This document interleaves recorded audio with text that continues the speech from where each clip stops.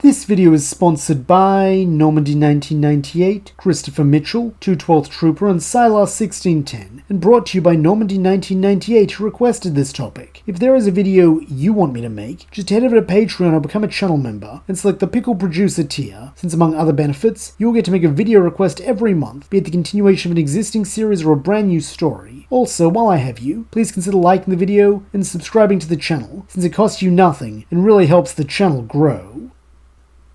Our story begins at Oak's lab as the professor is preparing for his trip to the Unova region with the Ketchum family. After so many years, he's excited to go back, though the effort of packing has left him a bit frazzled, to the point where he barely notices when Ash's Gible comes wandering inside and even climbs its way onto the sofa. Due to being a new arrival at the lab, the little dragon is still in the process of familiarizing itself, with it currently looking down curiously at the open suitcase, though thanks to lacking any form of neck, it must lean forward to do so, with it unfortunately leaning just a bit too far and taking a tumble onto the pile of clothes within. Well, that's not bad enough. At that moment, Oak's back happens to be turned, meaning he does not witness the fall, nor does he notice the Lion Shark Pokemon in his distracted state, instead simply dropping his last handful of luggage into the case and zipping it up. At first, this startles the little Drake, as it has no idea what is happening, though following some initial jostling as the case is placed onto the back of Oak's Jeep, things become rather pleasant, with the rocking of the vehicle in motion and the comfy bed of clothes putting Gible in the mood for a nap, so that its presence is not noticed until Ash, Delia, and Oak attempt to pass through customs, at which point several questions are raised around why the professor has a live Gible in his case. Opening the trunk up and pulling one of Oak's socks from its fin, Ash laughingly asks if it was trying to come to Unova with him, and while the dragon ground type doesn't know what a Unova is, it is happy to see Ash, and so chomps him affectionately. Taking this as a yes, the boy grins that he guesses it can tag along, since the second journey certainly benefited Ambipom back when it was his Apom, though they'll need to wait till they get to Professor Juniper's lab for Tracy to send him Gible's ball. From here, things return to their canon course for a while, with them boarding the plane and arriving in Unova, where Pikachu temporarily loses his electrical powers due to a bolt of lightning from Zekrom. Nonetheless, the Cantonian group still rendezvous with Professor Juniper and make their way to her lab, where Ash meets Trip, with the pair agreeing to battle, though here Trip asks to battle Gible, since while it's still a strange foreign Pokemon, at least it's not from the boonies like Ash and Pikachu.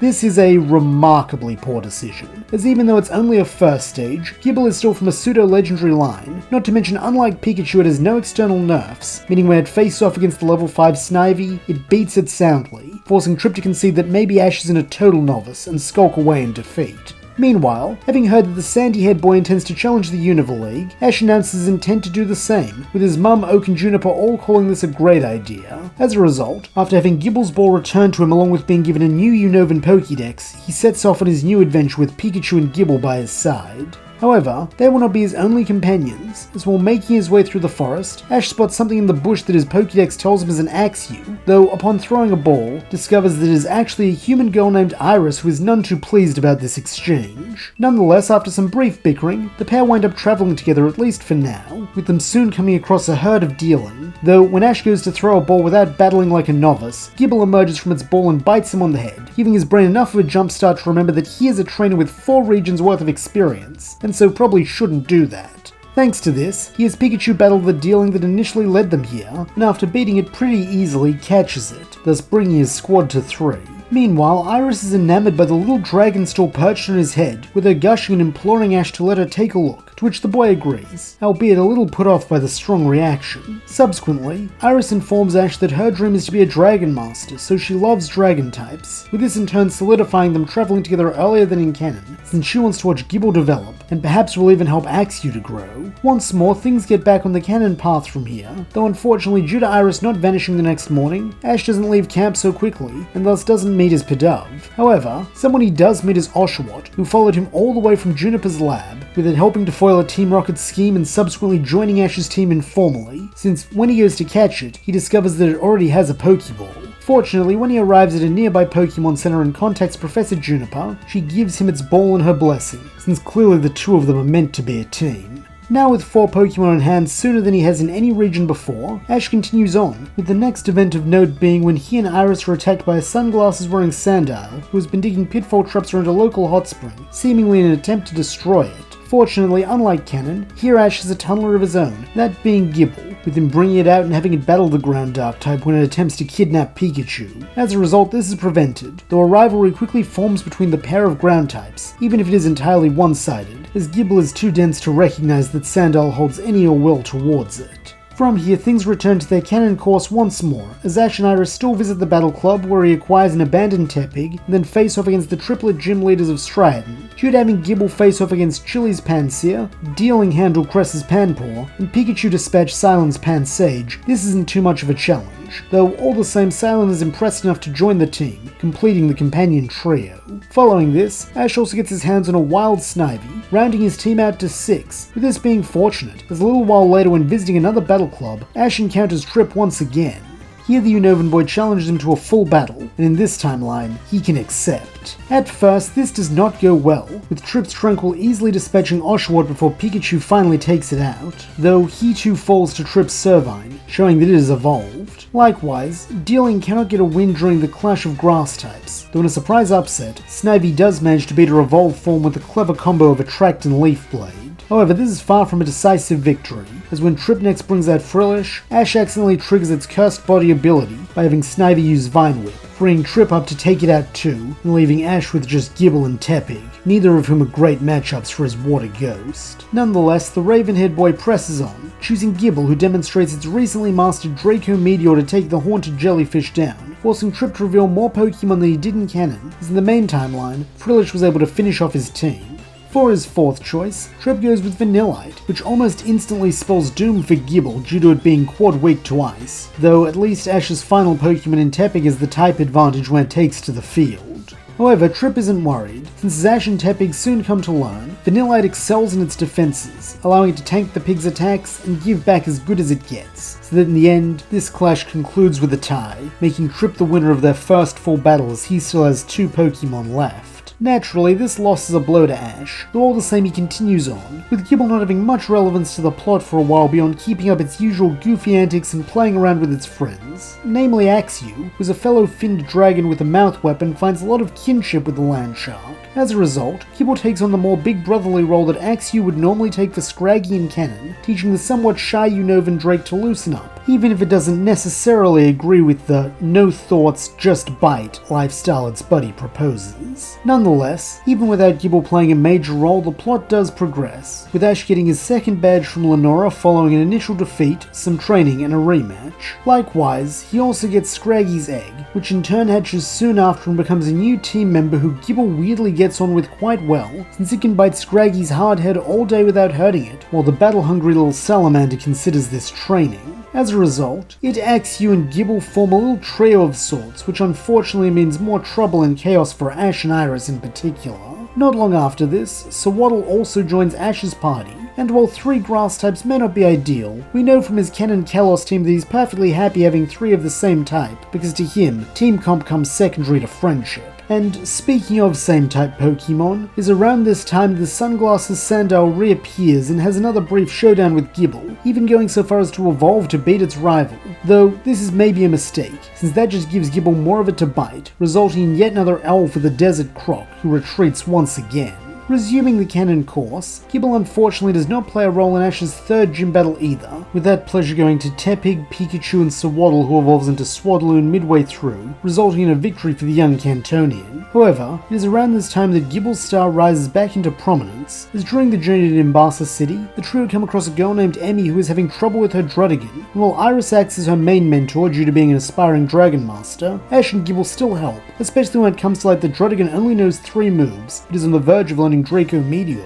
Having specifically worked with Gible to learn that move, Ash and his little Drake step in, demonstrating the attack and guiding Drudigan to achieve the feat far quicker than it would have on its own. As a result, when Team Rocket attack and try to steal the cave Pokemon, Drudigan and its little mentor fire a twin Draco Meteor that puts pay to that plan and saves the day. Following this, Ash also uses Gible against his new rival Stefan and his Blitzel, resulting in a pretty easy win, since Gible's ground typing makes it immune to the little zebra's attacks, while it knows Dig for super effective damage. Though that is not the only battle the Land Shark takes part in, as a few days later, Ash and co come across Trip, with the pair agreeing to a best-of-3 battle, since they each have one win under their belt. Wanting to start off strong, Trip chooses Servine right off the bat, while going with what worked before, Ash picks Snivy. However, as you will learn, Trip has spent a lot of time reflecting on their battle and how to improve, which includes not making the same mistakes twice. So when Snivy attempts to repeat its winning combo from before, Servine overpowers it with Cut, while using Leaf Tornado to counter-attract and take the smaller grass snake out of the battle. For the second round, Trip reveals another new Pokemon, a Timber, while Ash picks Oshawott, since if his rival's Pokemon has a weapon then he should too. Surprisingly, this logic proves sound, as when Timber and Oshawott clash wood against Scoutchop, the Scaly Sword prevails, putting Ash and Trip back on an even keel.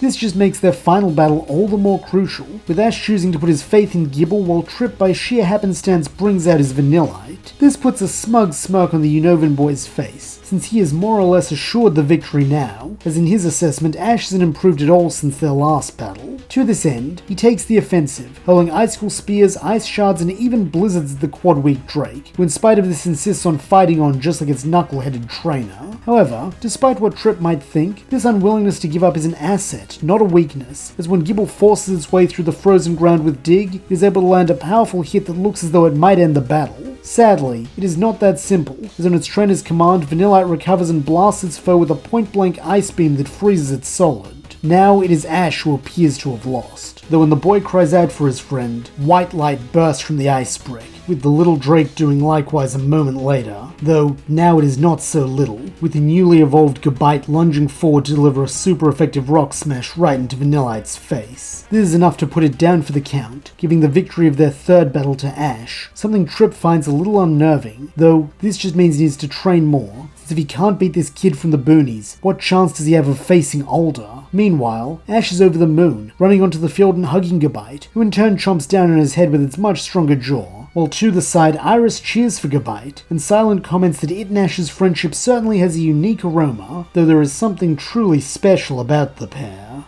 Following this, the trio get back on the road, with Ash still getting his Palpitoad and Silent getting his Stunfisk, while Iris instead gets a rival, a red-headed girl named Georgia who declares herself a Dragon Buster, and intends to take down any Dragon types and Dragon Masters. This ultimately culminates in a battle, with Iris and her Excadrill finally putting their differences aside and earning a tie against Georgia. Though they're not the only ones the Dragon Buster is interested in, as she also insists that Ash and Gabite battle her. Always spoiling for a match, Ash agrees, with the duo making short work of her Pawniard, though refusing to accept she lost to them. Georgia declares that she was at a disadvantage since her Beartick was already worn out, so this battle doesn't count, and next time she'll show Ash and Gabite her real power. Not really getting what she's so worked up about, the Ravenhead boy agrees to face her again whenever, with this seeing the birth of a new rivalry, as now Georgia intends to bust both Iris and Ash. Meanwhile, battling is not the only way Gabite shows itself to be an asset, as in the episode Gotta Catch a Roggenrola, when Ash and co head into a mine to help save a group of the titular rock types from Team Rocket, they are forcibly caved in by the crooks, only for Gabite to use its digging skills and much larger arms to tunnel them all to freedom alongside Excadrill, allowing them to save the day, and Ash to add one of the Roggenrola to his team. Following this, there is another gap in which Gabite doesn't get up to much, as the trio make it to Nimbasa Town and sign up for the club battle, with Georgia in particular getting quite angry when Ash battles her with Pikachu rather than his dragon type. However, one trainer who is worthy of using Gabite against is Iris, as when she and Ash are paired up in the finals, it becomes a battle of ground types, as she picks Excadrill and he places his faith in the middle stage Drake. Due to both being dual types with an evolution under their belt and a focus on offensive power, this is a close match, with both Pokemon giving off a lot of good licks, as Excadrill rams into its opponent with Drill Runs and Metal Claws while Gabite slashes at its subterranean foe with Rock Smashes. Ultimately, however, this latter move is super effective while Excadrill's are not, with this being what turns the tide, so at the end of a slugfest that none are likely to forget, Iris's starter collapses with spirals for eyes, while Ash and his dragon stand proud, as they are officially named the Club Battle Champions. Following this, our heroes get back on the road once more, though here they are joined by an unlikely companion, Team Rocket's Meowth, who claims to have been fired from the organization and so pleads for the twerp's forgiveness and protection. Due to believing the innate goodness of everyone, Ash and his friends accept this, welcoming him into the fold, while Gabite shows off its own good nature by quickly becoming the Scratch Cat's pal, inviting him to join in on its escapades with Scraggy and Axew, and sitting with him at meals so they can chat. This deeply touches Meowth's heart, though not enough to stop him from betraying them all when they reached Nimbasa City, since as it turns out, this was all a ploy to lure the twerp's Pokemon into the subway so Jesse and James could steal them. Luckily, Ash, Silent, and Iris, with a bit of help from the subway bosses Ingo and Emmett, are able to prevent this, stopping the train from being airlifted away and driving off the crooks who are forced to retreat in defeat. While saddened by this betrayal, Ash has something to take his mind off it, that being his upcoming gym battle with Alessa. Due to having forewarning that she's an electric-type user, the boy decides to use Palpitoad and Gabite, and since he's not so arrogant as to think he can win this with one Pokemon, he figures he might as well round out the team and have a backup, who in this case is Pikachu. This proves to be a wise decision, as while Palpitoad is able to beat Zeb's Striker, it falls to Emolga, and knowing that ground-type moves won't work on the Flying Squirrel due to Iris having caught one, he's able to switch into Pikachu right away, instead of making a fool of himself by needing to leave the gym mid-battle. Having spent a good chunk of the time it took to reach Nimbasa mastering Electro Ball, Pikachu was able to put on an impressive show by taking Emolga down with this move, though due to not having expended energy on Snivy like in canon, the electric flying type does manage to do more damage to Pikachu before it is defeated. As a result, when the clash with Alessa's so-called Electric Queen Dynamo begins, the mouse Pokemon simply cannot land the finishing blow before he is defeated by the Tackle Barrage, meaning the outcome of this battle all rests on Gabite. While this does pose the same problem as Emolga in that Dynamo is immune to ground-type moves, Gabite still has Draco Meteor, Dragon Pulse, and Rock Smash at its disposal, though if that were not enough, it also has its Bitey Jaws, which it attempts to close around the distinctly snack-sized Elefish Pokemon. Luckily for Alessa, Dynamo is fast enough to avoid this fate, though this doesn't leave much room for attacking when its sole move is Tackle. As a result, things quickly devolve into a game of tag, as the electric type tries desperately to avoid being bitten or blasted, though having already taken a fair few hits from Pikachu, its stamina is rather low, meaning before long, Gabite is able to land a definitive Draco Meteor on the Elefish's back, blowing it out of the sky and causing it to lie unconscious. Seeing this, Ash lets out a delighted whoop, then as he and his draconic friend embrace, he thanks it for winning him his 4th gym badge, while it in turn takes a familiar affectionate nibble of his noggin. And that's where we'll leave things. What battles lay ahead for Ash and Gabite? How high will the pair be able to climb thanks to more time together? And will the dragon type's presence affect the rest of the party's development too? Find out as the journey continues.